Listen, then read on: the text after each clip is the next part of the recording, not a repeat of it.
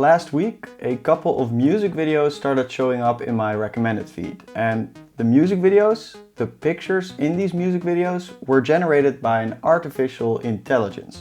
And how this is done is that someone takes the lyrics of a song and they use those lyrics as an input for the artificial intelligence. So these music videos, they're very cool and fascinating, but that made me wonder what would happen if you actually tried to create a music video that's good enough so it could potentially be used as an original music video by the artist. So I challenged myself to do this, generated over 300 images, took me more than 5 days of editing. I used 4 different types of software to create the video, to make it dynamic. Here's how I created my first AI generated music video. After learning a little bit about how this AI works, I decided to buy a membership and started playing around with the AI. You have to learn about the right prompts and what results it will give you, but it only takes a small amount of time to understand the basics. Alright, so day 2. After having played around with the AI, I have a basic understanding of how the AI works. And I created a simple concept and plan for the creation of the video clip. I chose the song Heat Waves from Glass Animals, and the video is linked in the upper left corner of the screen. If you haven't watched it yet, please watch it before the creation video. So the concept for this video was to make the AI generate the images, but I wanted it to have a little bit of continuity, just like a regular video clip. So I did that very simply by adding slightly rainbow colored or rainbow colors to most of the prompts I used as an input. So as you can see here, rainbow, person made of rainbows. So I used a lot of rainbow colors. For some prompts I also used cinematic to just make them look nicer. Glass Animals is also mostly pink colored, so sometimes I use that as a prompt as well. I also want the video clip to have a small storyline. The concept of the video clip is basically that it builds up to rainbow explosions, which are also seen at the beginning of the video clip. It's also a good metaphor for the lyrics because the lyrics are telling us that it hurts him when he's alone. To make the images more dynamic and not seem like a simple image but more like a video, I used the following techniques or effects, and sometimes a combination was used of some. They're quite simple, but they work very well. On day 2, I started generating the images. I just put in every single lyric. It still took quite long because for every single image you have to also pick one, then you have to upscale it. So for every single image you have to generate an image 3 times. So if you're doing a lot of images, 300 for example, it's gonna take you a bit of time. Alright, so at the end of day 2, I started putting the images into After Effects to create the first movements. And I did that like this. For example, this is the first image you see. And basically what you do is use the puppet tool to create movement. First up, what you do in the very first frame of your image, you create some points, as we can see right here, here. And then after you do that, you move forward 4 seconds and you move those points forward or backwards. And if you do that correctly, you can see the image is moving like this. So you move forward a couple frames. In my case, that's going to be 4 seconds. And then you move that point. Once you've done that, you copy the image. And then you lay it over your first image. You create a midpoint, as we can see right here. And then you change the opacity. At the beginning of the image, you change it to 0%. In the middle, you change it to 100.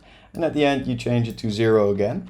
And once you've done that, you can lay over all those images. Whoops. And it creates something smooth like this.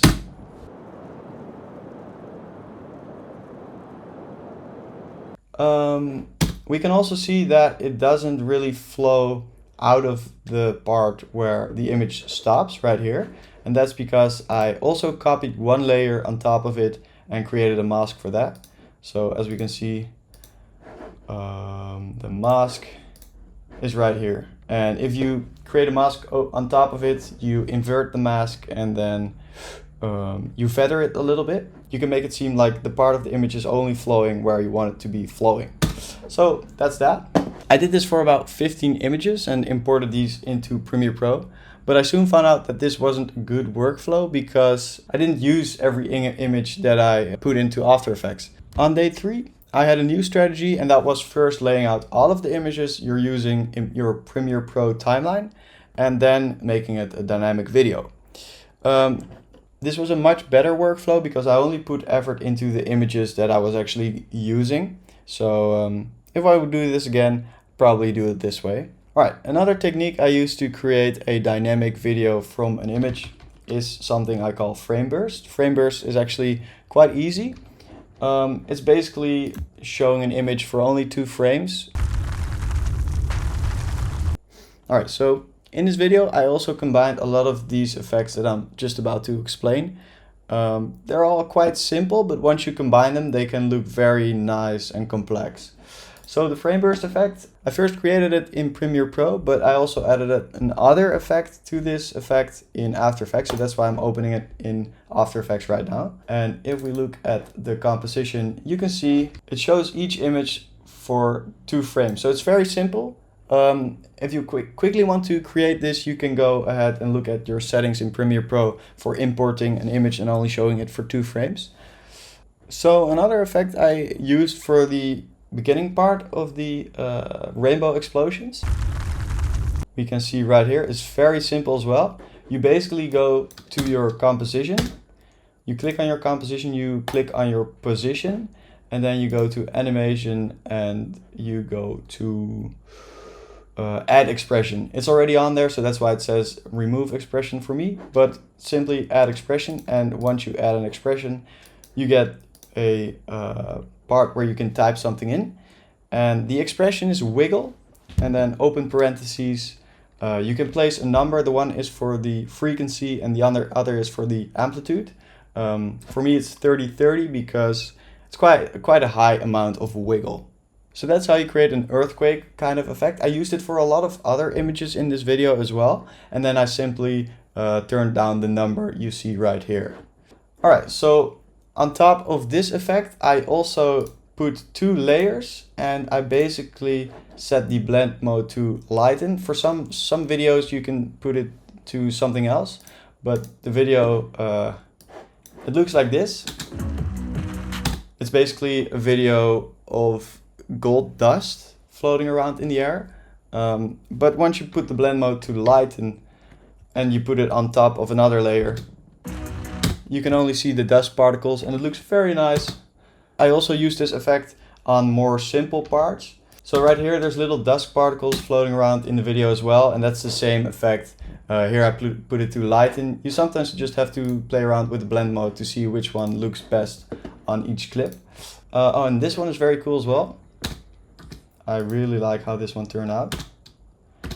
It's the same thing, blend mode. This one I put to screen on 54%. But all it really is an overlay. So this is the original layer. Once you put the blend mode to screen, change the opacity, you get this as a result. Another technique I used is the Gaussian blur. It's basically an effect called Gaussian blur.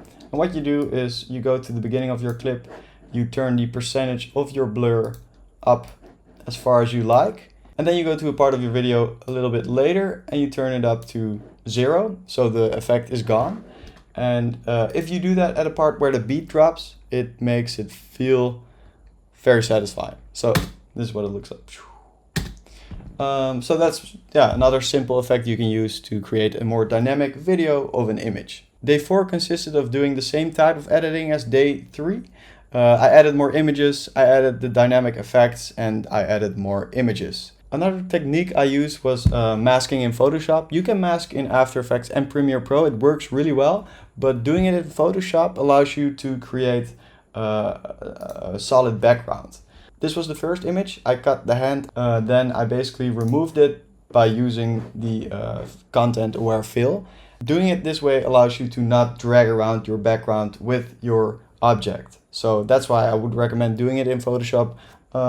Some images are only seen for a very short amount of time, so then maybe it's not worth the effort. But if you want to create a better video, obviously doing it in Photoshop is a bit better. So here's an example of a shot I created without doing it in Photoshop, without masking it. These are all the points. And if we go to the last part of the puppet warp effect, you can see it actually looks really, really good without even masking it in Photoshop. So yeah, you can do it without Photoshop. I also added a wiggle. It also hides a little bit of the dragging around the backward part. And for the last part of creating this video, I added text. Adding text is quite simple. You can use a automatic subtitle tool. Didn't work for me because the music was so loud. Don't think the subtitle tool recognized the audio, but I did it myself. Subtitles are quite basic. And then the last part was adding sound. I didn't try to add a lot of sound everywhere because the song is quite beautiful by itself. But for the explosion part, I added a little explosion sound effect. Yeah, for this part I used rain sounds, a rain effect, rain ambience. Don't overdo it. Sometimes it's nice to add a small sound for a transition, for example. Makes it more smooth, but adding a lot of ambience just takes away the sharp sound of your song. So I wouldn't recommend that. Just add some little transition sounds here and there. Makes it feel satisfying and crisp, but don't use too much ambient sound. And that was basically it. It was a lot of hard work. That day 5, I really had to add a lot to make it all work, but I ultimately got it done in 5 days and I uploaded the video. Let me know if you like to see a full tutorial of every single technique I used. Let me know if you would like to see another video clip created with an AI. I bet I could challenge myself to do it in a day. Would be a fun challenge video as well. If you want to download all of the full images used in the video clip, you can check out my Patreon. Thank you so much for watching.